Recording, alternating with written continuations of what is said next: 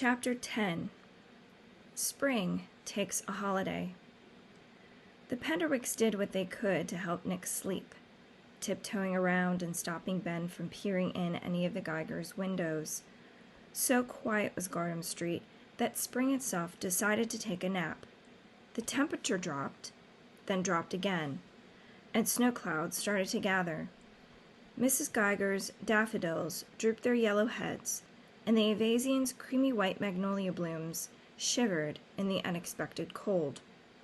By evening, Iantha was insisting that everyone wear warm sweaters when going outside, and on Thursday morning before school, she bundled them all into the winter coats, hats, and mittens they'd abandoned weeks earlier. The snow itself held off until that afternoon. Batty and Ben spotted the first flakes as they walked home from school. Ben was celebrating.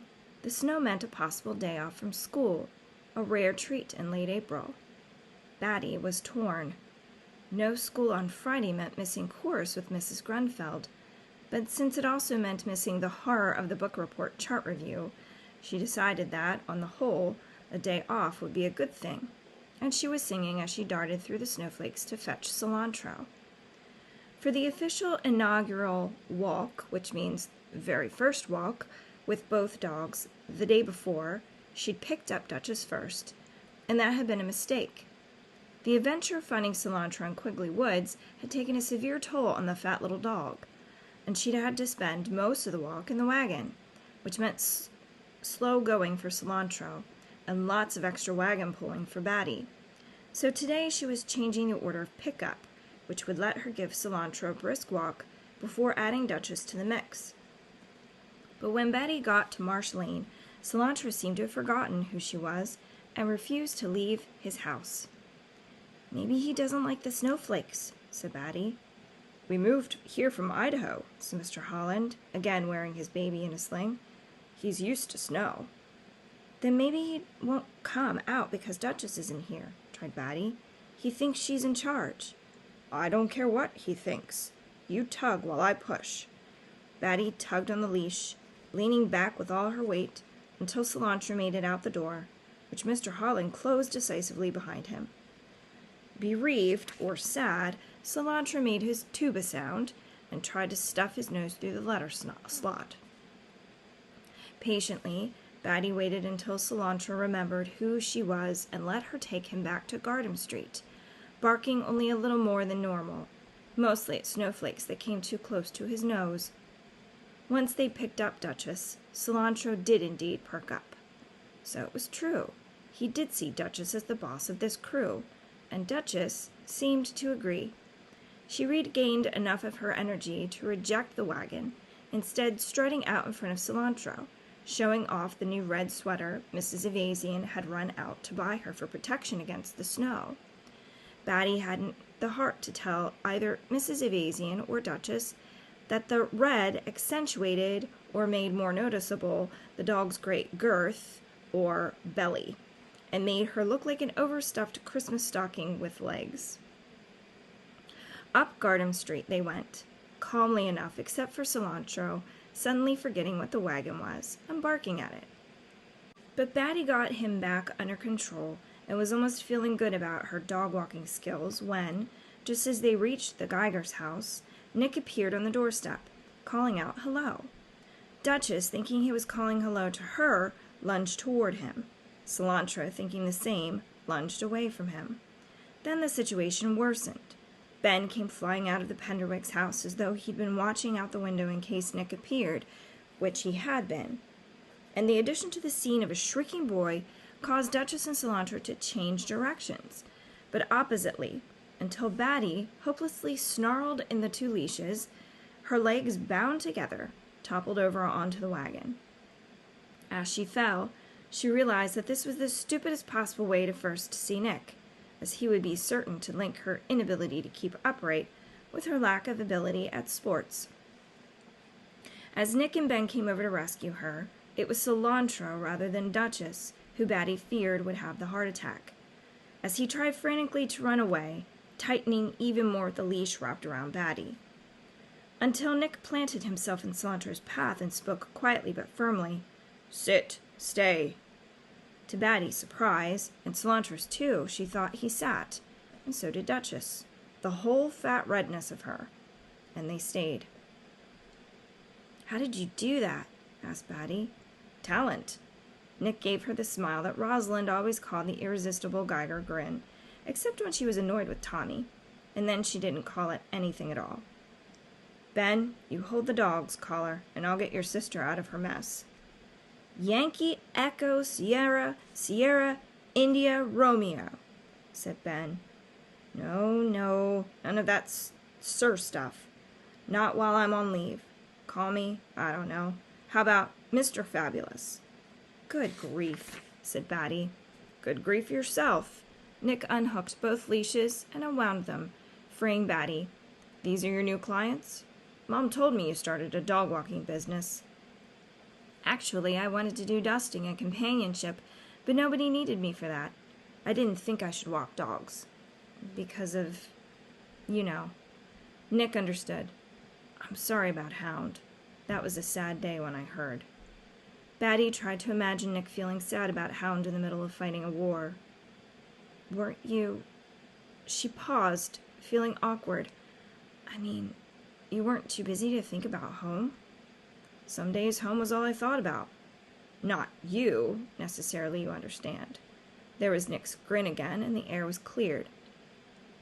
When can we start playing basketball? Asked Ben. Not while it's snowing. We've got lots of time. I'll be home until the first Sunday in May. But that's my birthday, said Batty. You can't leave on my birthday. You really can't, said Ben, who would have said that about any day if it would keep Nick with them longer. I won't leave until after your party, okay? The Army can do without me for an extra 12 hours. Thank you. And for your birthday present, I'll help train you in whatever sport you selected. I've told you a million times that I don't want a sport. Sure you do. Sports build character. Batty thought she already had plenty of character, but there definitely was something she didn't have. Can you teach me how to make the dogs obey? First, you have to believe that they will obey. It's all a matter of self-confidence. Go ahead. Tell yourself that you're the boss. Then give them a command. I'm the boss, thought Batty. Duchess, Cilantro, lie down, she said. They ignored her. I'm the boss, said Batty out loud. Lie down. No, Duchess, no. Duchess was jumping up on Ben, trying to lick his face. I'm definitely not the boss, said Batty. We'll work on it later, said Nick. Right now I'm getting out of this crazy snow and going back to sleep. But he wasn't allowed to sleep just yet. While Batty pulled away the dogs, Skye and Jean, with Lydia swinging wildly behind them, burst out of their front door and flew across Gardam Street to pounce on him and smother him with sisterly affection. When Batty got back home after the dog walk, she heard lots of banging coming from upstairs. She ran up and found the source, Lydia's room, where Skye and Jean were assembling the new big girl bed that had just been delivered by a truck. Where's Lydia? Batty asked them. Under the crib, said Jean. Did Nick scare her? Of course not. She fell in love with him immediately. She doesn't like the new bed, explained Skye. See if you can talk sense into her. Batty lay flat on the floor. Yes, there was Lydia, hunched under her crib, clinging to the bottom of the mattress like it was a life raft. Aren't you excited about your new bed? Betty asked her. Lydia's bed, said Lydia, getting a better grip on the crib mattress. This is your bed now, said Skye, pointing at the big girl bed with the screwdriver. And it's a pretty bed, added Jean. The white wooden bed frame sat low to the ground and had violets sprinkled across the headboard. Even better, in Batty's mind, was the long drawer that fit underneath. She dragged reluctant Lydia out from under the crib so that she could see it. Think of what you can keep in that drawer, she said. Books, toys, your crown. Jane slid the drawer out, and as a demonstration, it would be right there with you when you sleep. No me gusta, said Lydia, which means I don't like it. Jane and Batty both looked at Skye. They recognized Spanish when they heard it, even if they didn't know what it meant. Maybe I shouldn't have taught her that one, said Sky. And it means, asked Jean, it means she doesn't like it. The bed. But in my defense, we were discussing Flash Van's bumper stickers at the time. Batty grabbed Lydia, who was now trying to pull herself up into the crib. I don't know. I didn't know she could climb in, said Jane. There's so much we don't know about her. Sky took Lydia and hoisted her up high. You'll rule the world, right, Lydia? King Banana Head. El Rey Cabeza de Plantano. But Lydia wanted only the familiar comfort of her crib. Sky put her there while he finished up with the new bed, hammering and bolting, and finally smoothing off fresh sheets and a new lavender quilt.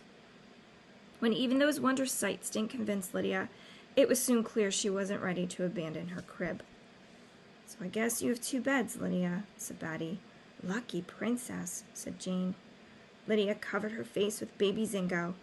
It took Iantha coming home to uncover her again, mostly by reassuring her that she could continue to sleep in the crib until she was used to the idea of a big girl bed. Knowing Lydia's tenacity, or persistence, everyone agreed that could be never. Batty went to her piano lesson, prepared to stay overnight at Kiko's house. By then, school closings had already been announced for the next day, and the girls had convinced both sets of parents that a sleepover was thus not only reasonable, but also a perfect opportunity to get lots of homework done. They did do some homework that night, a little math, plus making a list of examples of gerunds, trying but failing to top the one Henry had already come up with in class. Studying grammar isn't all it's cracked up to be. They also read up on Babylon and its famous hanging gardens, on which they'd volunteer to give a brief verbal presentation on Monday. Whoa, said Kiko, staring at one of the books. Nobody knows that these gardens really existed. This is like studying the Kingdom of Wisdom in history class. But that would be fun, said Batty. The Phantom Tollbooth was yet another book, much too wonderful to wreck with a book report. Anyway, whatever we do will be better than Henry and Vasudev. They're going to say that beings from other star systems descended to Earth to build the Great Pyramid. Still, maybe we should have picked Stonehenge. Ginevra is doing Stonehenge. They exchanged woeful looks, picturing Ginevra getting extra points by making a tiny clay model of Stonehenge with real grass and piped-in birdsong. Yesterday, Abby told me that Mel told her that Ginevra likes Vasudev, said Kiko. That doesn't mean that Vasudev likes Ginevra, said Batty. Yes, it probably does. Kiko had a point. There was a sweet cuteness about Ginevra, plus her extra good behavior in school, that seemed to draw the boys to her. Batty didn't know why, but she thought it too soon for Kiko to surrender the field, especially since Ginevra had just that day turned in 2 more book reports, causing Ms. Rowe to tape another extension to the chart. While in her heart Batty knew that Ginevra was a nice person, she sometimes couldn't help wondering if nice people could also be show-offs. Don't give up on Vasudev, she said. I won't. And there's still Henry. Plus, Eric, the 6th grader, smiled at me in the cafeteria yesterday, except Kate Feldman was standing next to me, so he could have been smiling at her. She's awfully interesting and pretty, don't you think? So are you. I'm sure he was smiling at you. Maybe. I've decided to give up on Ryan. Too much competition for movie stars, like from millions of people. Discouraged, Kiko stared at the ceiling. Don't worry, said Batty. Maybe you won't feel like getting a crush for years and years, and by then you'll have met lots more possibilities. And maybe by then you'll feel like it too. Maybe. I know. Musica anima mea est. Oh, Kiko, am I obnoxious about that? No. It's, I don't know, thrilling. Like you've dedicated yourself to a cause.